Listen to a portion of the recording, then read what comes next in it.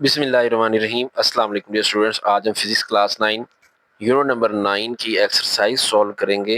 Last chapter है physics का, इसकी एक्सरसाइज सॉल्व करेंगे। एक्सरसाइज एमसीक्यूज भी सॉल्व करेंगे, शॉर्ट क्वेश्चन भी सॉल्व करेंगे।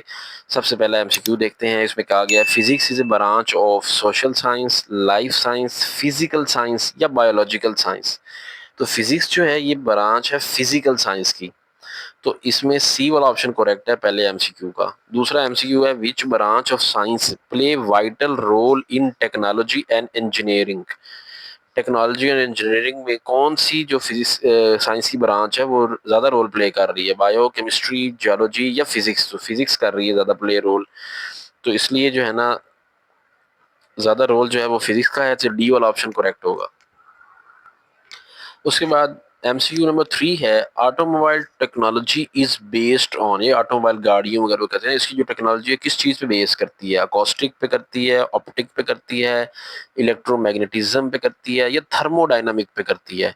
तो ये जो ऑटोमोबाइल टेक्नोलॉजी है ये थर्मोडायनामिक्स पे डिपेंड करती है, क्योंकि वो हीट इंजन होते हैं ना। तो थर्मोडायनामिक में हम हीट के बारे में पढ़ते हैं। तो ये जो गाड़ियों के इंजन होते हैं ना ये हीट इंजन होते हैं, तो हीट हम थर्मोडायनामिक में स्टडी करते हैं।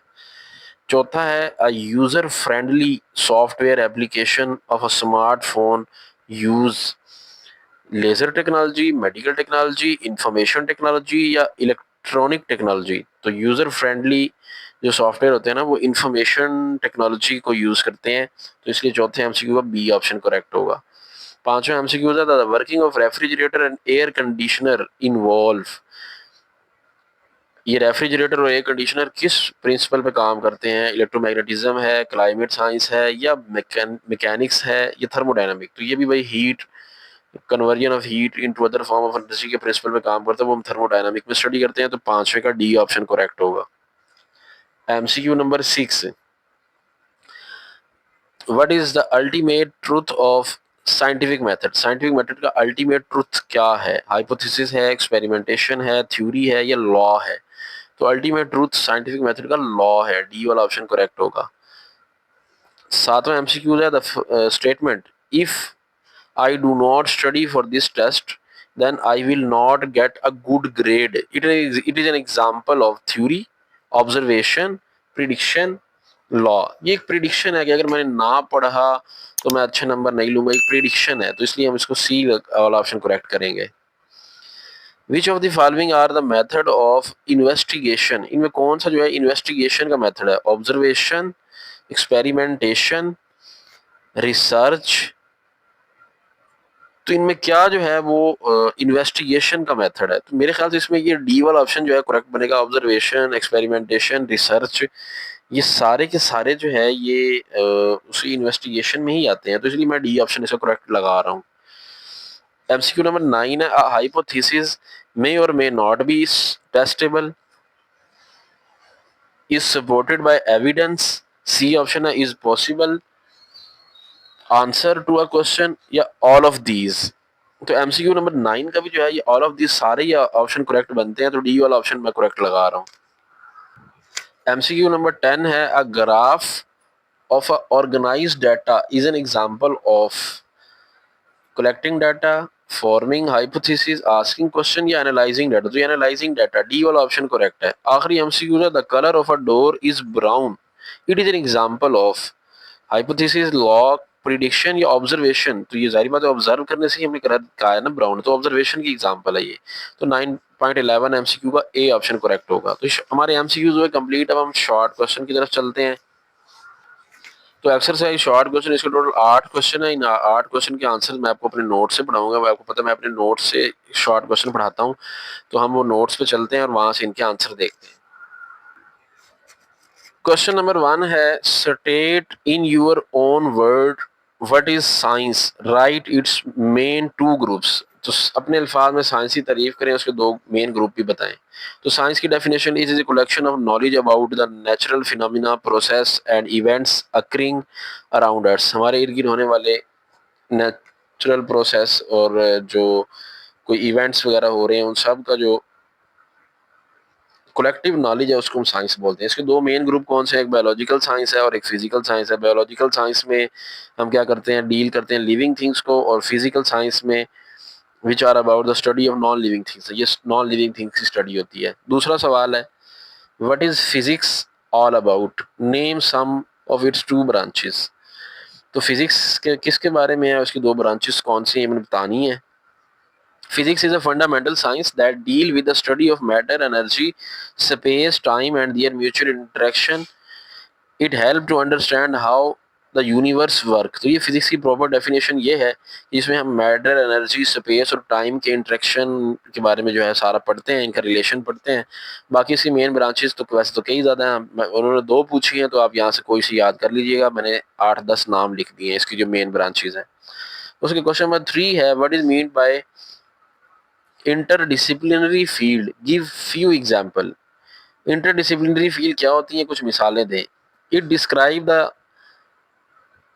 Integration and interaction of physics with various other fields of study. तो इंटरडिसिप्लिनरी फील्ड का मतलब है फिजिक्स से का दूसरी जो ब्रांचेस हैं, दूसरी कोई फील्ड्स हैं स्टडी की, उनसे क्या लिंक है, इसको कहते हैं इंटरडिसिप्लिनरी फील्ड। ठीक है। फिजिक्स बीइंग फंडामेंटल साइंस, क्योंकि फिजिक्स एक बुनियादी साइंस है, provide essential principle, technique and methods that are applicable across wide range of discipline. तो ये फिजिक्स के जो क्योंकि बुनियादी साइंस है तो इस बुनियादी साइंस होने की वजह से कई डिसिप्लिन में इसके जो है ना रूल्स यूज हो रहे हैं। ठीक है। Some of these are biophysics, medical physics और एस्ट्रोफिजिक्स वगैरह में इसका यूज हो रहा है। क्वेश्चन 4 है list main step of scientific method. Scientific method के मेन स्टेप हमने बताने हैं। तो इसका पहला है आइडेंटिफाई और रिकॉग्नाइज एन इशू और प्रॉब्लम। सबसे पहले इशू या प्रॉब्लम को रिकॉग्नाइज करना है, पहचानना है हमने। Gather information through observation of its various aspects, फिर इसके बारे में इंफॉर्मेशन इकट्ठी की जाती हैं। पर प्रपोज एन एक्सप्लेनेशन और guess work known as hypothesis, फिर उसके बाद हम एक गेस लगाते हैं, इसका प्रॉब्लम का गैस कोई सोल्यूशन बनाते हैं और उसको हाइपोथेसिस कहते हैं। फिर क्या करते हैं, परफॉर्म एक्सपेरिमेंट और collect evidence to test the hypothesis, फिर हम एक्सपेरिमेंट परफॉर्म करके हाइपोथेसिस को टेस्ट करते हैं। फिर उसके बाद 5वें नंबर पे record, organise and analyse the gather data, plotting and interpreting the graph to reach at conclusion which is called theory. फिर हम सारा ये काम करने के बाद अब एक कंक्लूजन निकालते हैं उससे, जिसको हम फिर थ्योरी कहते हैं। Repeated test of theory to wide range of similar issues then lead towards the fundamental law। तो जब हम थ्योरी को बार बार रिपीट करते हैं ना, बार बार रिपीटेडली उसका टेस्ट करते हैं तो फिर वो एक लॉ बन जाता है। 5वां सवाल है what is hypothesis, give example. Hypothesis क्या होता है, एक मिसाल दें।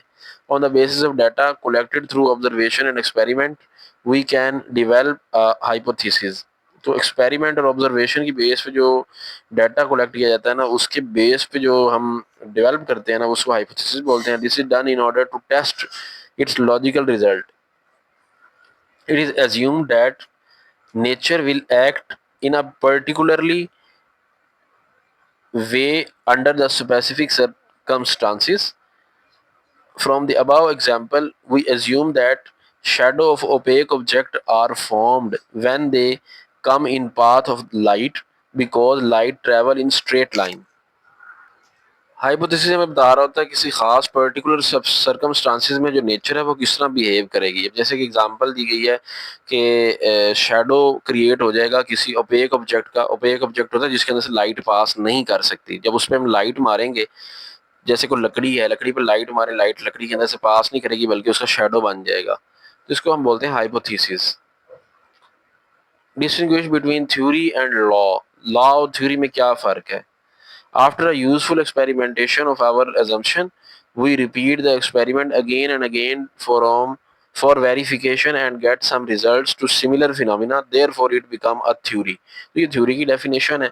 लॉ क्या होता है, when theory has been tested many times, जब थ्योरी को बार बार टेस्ट कर लिया जाता है, it generally accepted as true, फिर उसको ट्रू मान लिया जाता है। इट इज कॉल्ड लॉ, फिर वो लॉ बन जाता है। The law is such a statement regarding the behaviour of nature which explain the observation and experiments of the past and can be directed about other aspects of nature. तो ये theories और law की define है, ये आपको याद करना पड़ेगी, इसका आंसर यही होगा। नेक्स्ट क्वेश्चन है differentiate the term science, technology and engineering with example. Science. Science is a collective knowledge about the phenomena process and events occurring around us.